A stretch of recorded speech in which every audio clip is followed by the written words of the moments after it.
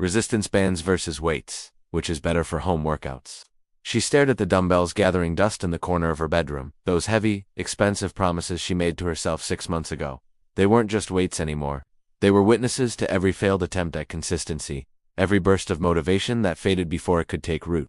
Like so many of us, she wanted change without chaos. She wanted strength without needing a gym membership, without carving out hours she didn't have, without the guilt that came with skipping another workout. But every time she picked up those weights, something felt off, like she was forcing herself into someone else's routine, not building her own.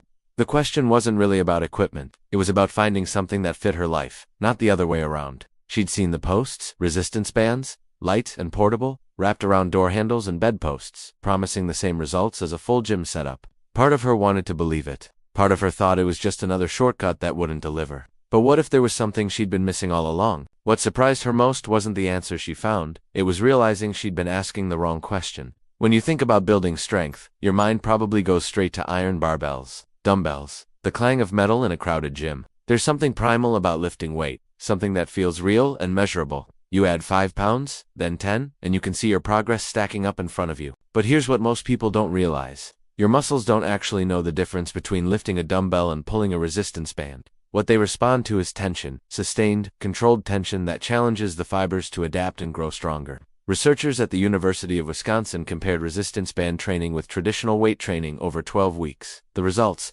Nearly identical gains in strength and muscle size. The method didn't matter as much as the consistency, the form, and the intention behind each movement. Still, she hesitated. If bands were just as effective, why did every serious lifter she knew swear by weights?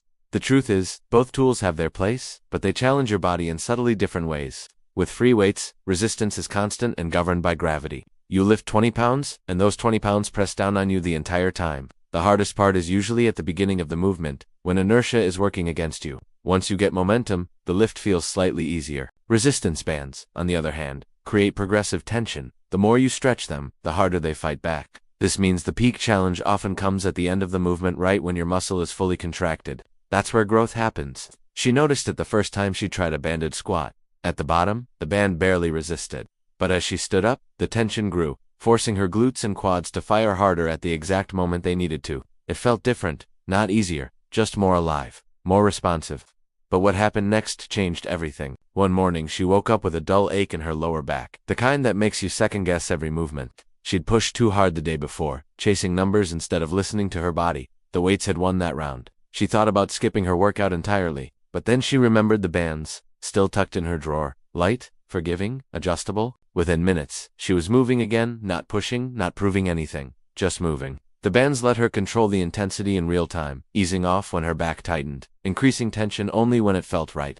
There was no ego in it, no fixed load she had to conquer. Just her breath, and the feedback her body was giving her. Sometimes, we only understand strength when it's tested, not by weight, but by our willingness to adapt. Here's what the research won't always tell you, but every home workout enthusiast eventually learns. Motivation isn't just about results. It's about friction. How much effort does it take to start? How much space do you need? How intimidating does the setup feel? A set of dumbbells requires room, a stable surface, and often a specific mindset. You have to be ready to lift. Resistance bands, though, you can hook them to a door, loop them around your foot, or anchor them to a bedpost. You can train in a hotel room, a backyard, even a tiny apartment with a sleeping baby in the next room. She realized this on a trip to visit her sister. No gym, no equipment, just a single resistance band in her suitcase.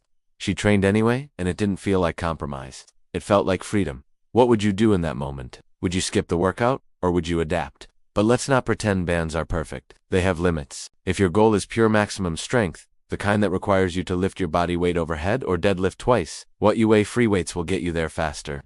Progressive overload with weights is simple. Add more weight. With bands, you have to get creative. Use thicker bands, change angles, add more reps, slow down the tempo. And for some people, that's harder. It requires more body awareness, more patience, more trust in the process. She felt that frustration early on. With weights, the numbers told her she was getting stronger. With bands, progress felt softer, more internal. She had to learn to trust the burn, the fatigue, the way her muscles trembled at the end of a set. Maybe she was chasing the wrong goal all along. Maybe strength wasn't just about how much you could lift, but how well you could move, how resilient you could become, how long you could sustain the practice. One study from the Journal of Human Kinetics found that resistance band training improved joint stability and functional movement patterns more effectively than weights alone, especially in people recovering from injury or new to exercise. The elastic resistance forced the body to stabilize through a full range of motion, recruiting smaller stabilizer muscles that weights sometimes miss. That's when it clicked for her. Bands weren't a replacement for weights.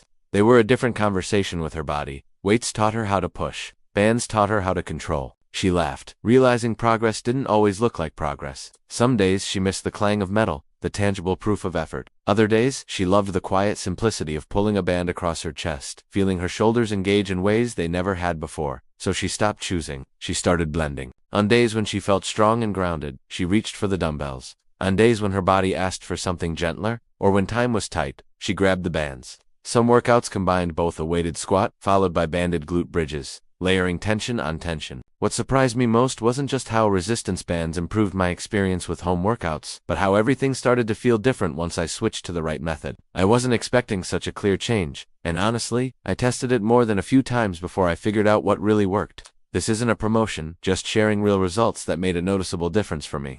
I'll leave the link below if you want to explore what I mean. Here's what no one tells you about home workouts.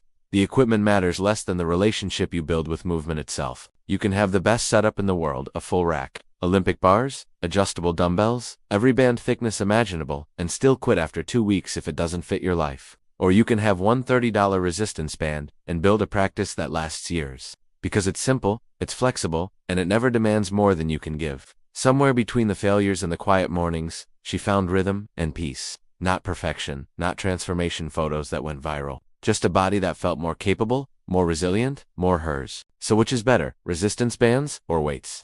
The answer depends on what you're really asking. If you want maximum strength, the ability to move heavy loads, and the structure of progressive overload, weights are your answer. If you want portability, joint-friendly resistance, and the ability to train anywhere with minimal setup, bands are unbeatable. If you want the best of both worlds, functional strength, mobility, and adaptability, you blend them. But the real question isn't about the tool. It's about the person holding it. What do you need right now? What will you actually use? What makes you feel strong, not just look strong? When she looked in the mirror again, it wasn't her reflection that had changed. It was what she believed about herself. She wasn't chasing someone else's idea of fitness anymore. She was building her own. And that's the thing about strength. It doesn't always announce itself. Sometimes it's quiet. Sometimes it's just showing up again, after you thought you were done. Tell us what part of this story resonated most and where you're watching from. See you in the next video. Bye.